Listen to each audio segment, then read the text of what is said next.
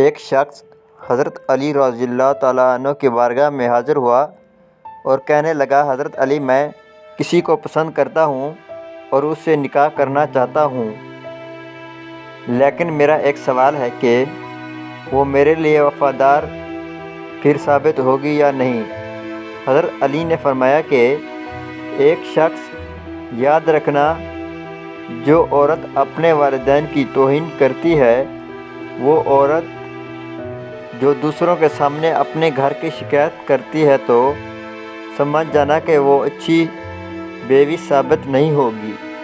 تو اس شخص نے کہا، حضرت علی، کوئی ایسا عمل، کوئی ایسی دعا جس سے واضح ہوتا ہے کہ یہ عورت میرے لیے وفادار ثابت ہوگی یا نہیں؟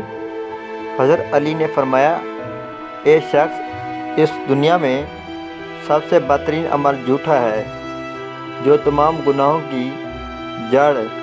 یاد رکھنا، جس عورت کی فطرت میں جھوٹ، فریب، دھوکہ، وہ عورت کبھی بھی کسی کا ساتھ نہیں دے سکتی۔